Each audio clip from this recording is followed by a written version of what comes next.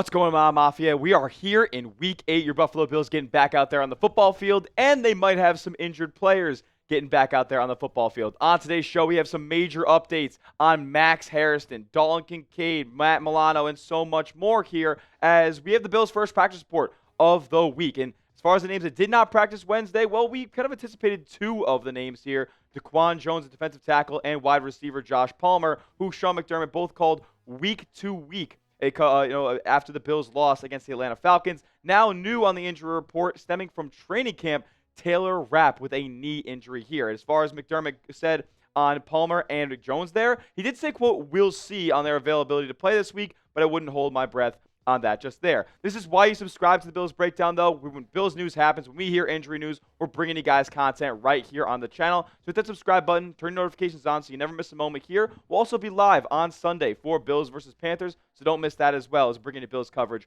all season long. All right, so let's talk about this Taylor Rapp injury real quick because apparently this is a training camp injury that he sustained, and my question that I'm asking through it all is that he's dealing with this knee, all the way back from July and August.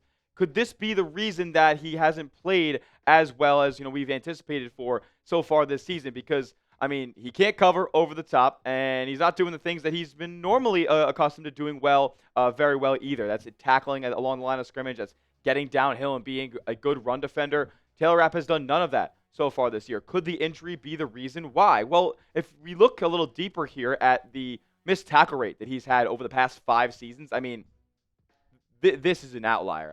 This is clearly something that is wrong in his game, whether he is just not the same player that he used to be or that this injury is truly harboring him here. He's missed more tackles in 2025 than he's missed in his entire career in a full season. That's completely unacceptable. The percentages jump from somewhere in the realm of anywhere from 3 to 6%, all the way to 25% missed tackle rate this season.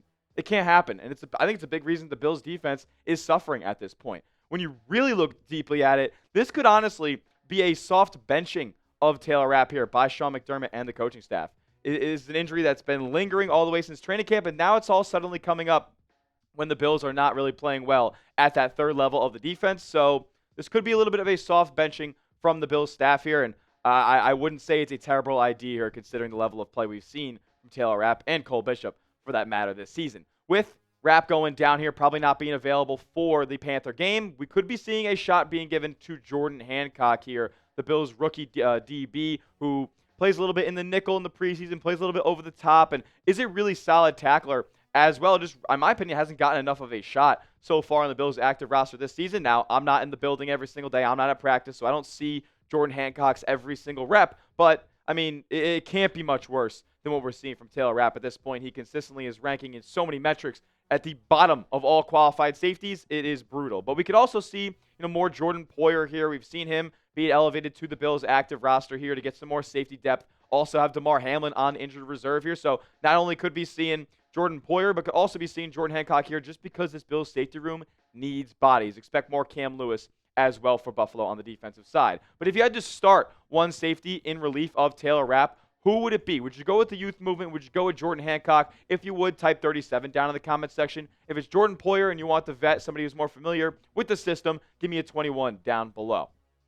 Let's talk about some guys who were limited on Wednesday here. And the big one, the big kahuna that we're going to dive deep in on is Max Hairston here, back at practice. And his practice window, his 21-day window after being taken off of injured reserve, has been activated here. Man, from all the videos that I saw, from all the clips, all the pictures, Hairston was looking pretty good at practice. Honestly, it looked like he can play from all the videos that we saw. Like the fluidity in his movements, the speed is absolutely still there. Now, he is still sporting a brace, and that's all probably precautionary. It's a much smaller brace than we've seen on him in the past, but still coming back from that sprained LCL, an injury that has a lot of re-aggravation risk. So the Bills definitely taking their time here, bringing in their first-round rookie, Max Hairston. It really looks like he could go out there and play. Banged Up Bills had this to say about it. He said, all the videos that Sal Capaccio posted on his timeline from Hairston look really solid. McDermott did say that it is 50% mental getting him back up to speed. This is more or less than what I'm seeing, just getting his legs back under him during football or doing football activities here. And then we had another world-renowned Bills doctor on Twitter, shout out to Thigh Doctor, saying this in his analysis on Hairston. He said he looks good with his change of direction. His top speed knee flexing motion is a little bit limited here, and he pointed to a freeze frame that he had in one of his clips that he posted for that reason. He said the question is the brace impeding on that speed versus actual stiffness that he has there still in the knee, getting back into football shape here. He did say that he thought he would be playable, but still expect the return for Hairston here at the end of the 21-day practice window. So in all likelihood, it's not looking like Hairston will be ready to go for Week 8, but he's absolutely trending in the right direction. And here's what Hairston himself had to say on missing all this time and what exactly he took away from it. He said, I was able to look from a different perspective, look from a different point of view, and learn the game from off the field. Still taking mental reps while also expanding my knowledge of the playbook. Just thinking what I see, seeing how our guys react to the opposing team and vice versa, just looking at it from a different point of view. I learned how much I truly love this game and how hard it was for me to just watch, knowing I wish I could be out there helping the team. But honestly, it just made me kind of grow up and mature and look at it from a different point of view. Like, it's not all about me. And I just was still able to do what I could do to help the team on the field, even though I wasn't playing. This all seems really great. Like, this all seems like things are trending truly in the right direction. And we need it, like, badly. The Buffalo Bills need a boundary corner that can just match up on some of these receivers a little bit better than a guy like Tre'Davious White can at this stage in his career. It's unfortunate that Trey is washed, but it's the fact of the matter, and I don't think the Bills can go much longer starting him at that boundary CB2 outside of Christian Benford. I think the poor production on that side of the ball for Buffalo is also leaking in to Christian Benford and Taron Johnson, just making their overall production worse as well. They need another bona fide starting caliber cornerback out there. Harrison's going to do it, but again, probably not going to be for another couple of weeks here as they want to make sure that he is 110% ready to go. Plus, Sean McDermott still continues to hamper and say that we need to manage expectations with a guy like Harrison here because, he's missed a ton of time, a ton of practice, and he is a rookie, never stepping foot on an NFL field just yet. With that being said, though, if you guys want the Bills to be 100% healthy heading into Week 8 in this Carolina Panther game and beyond, because they are a Super Bowl contender, and I think we'll all realize that a little bit more when they are 100% healthy, make it known, like today's video, smash that thumbs up icon like it's a table in the grass lot.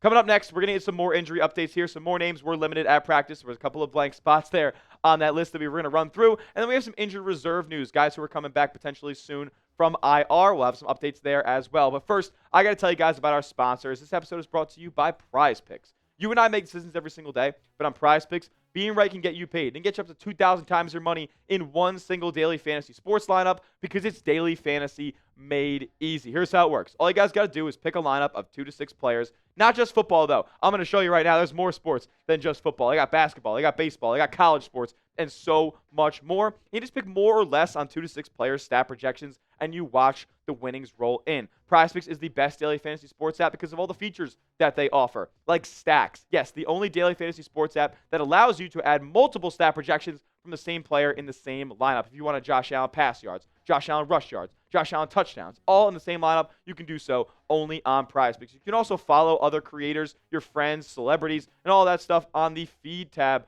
on PrizePicks and copy their picks into your own lineup if you like one. As far as my lineup that I went with for opening night basketball action, yes, I went insane in the league last night. I had Austin Reeves more than in points. I had Jonathan Kuminga more than in three-point attempts. That is Steph Curry max discount. Only had to get me 1 point. Of course, he had 23 in that one as well. DeAndre Ayton less than blocks and steals, and also had Brandon Pajemski rebounds as well. You can tell my picks or fade them. We're going to have a lineup for Week 8 in the Bills and the Panthers very, very shortly. Just do it at PrizePicks. Download the app today and use the code CLNS to get $50 in lineups when you play your first $5 lineup. That's for new users. So you get code CLNS for $50 in lineups after you play your first $5 lineup. It's the best in the game. PrizePicks. It's good to be right. Let's talk some more Bills injuries here as Matt Milano dealing with that pectoral. This is a tricky situation here, right? Because Matt Milano, he lives more on the injury report than he does in the Bills lineup, and that's just truly unfortunate because he was an all-pro level player, just has not been able to stay healthy. He continues to get back in game shape here. He's re-aggravated this pec before. I do think that with the Chiefs game coming up here in 2 weeks and the Panthers not being as formidable of an opponent, I know they're 4-3. I know they're on a 3-game win streak. This is a come back down to earth game for them. This is a get right game for Buffalo. I think it could be smart to honestly have Matt Milano sit out an additional week here. Like, the Panthers just aren't a team that, and I don't necessarily think that Milano has really played great when he has been healthy so far this year. So let's rock with Terrel Bernard. Hopefully he's ready to go. Dorian Williams, Shaq Thompson has made a couple of plays as well. I don't think it would be the most ridiculous idea here to hold Matt Milano out another week. Make sure he's 110% ready to go for that Chiefs matchup in Week 9. What about Dalton Kincaid here? Because he's been dealing with that oblique, spent the week leading up to the Falcons game wearing that red non-contact jersey. He is on the day-to-day kind of designation here from Sean McDermott, and he's limited at practice here. I expect him to be back in this game against Carolina. He's the best man beater in terms of creating separation in this Bills receiving core, both in the wide receiver room and the tight end room. He needs to be out there for Josh Allen. He needs to be out there way more for Joe Brady here. Like, get that snap count up, get that guy running more routes, because he's been as effective of a pass catcher as anybody has in this Bills offense. Terrel Bernard dealing with that ankle injury as he got kind of rolled up on in the Atlanta game, ended up coming out in the first half and not seeing action again in that one. He was another guy who was ruled day to day. It looks like he'll be ready to go here for Week 8 as he was limited on practice as well. Now, finally, the last name on our list, Curtis Samuel, dealing with that neck, dealing with the ribs. He's just banged up, man. Really probably took a big hit, which made him get sidelined here. But it looks like he's trending back towards being healthy for Buffalo as well. And we're going to need it, man. We're absolutely going to need it because this Bills receiving core hasn't been able to get much separation. Samuel's a little bit of a gadget guy that gets the Bills moving the chains down the field once he gets the ball in his hands. He's a pretty decent enough player in that regard. So going to need all the bodies that we can back on the Bills roster here. Now, as far as some guys who are coming back to the Bills roster fully healthy, Larry Ogunjobi, Michael Hoecht.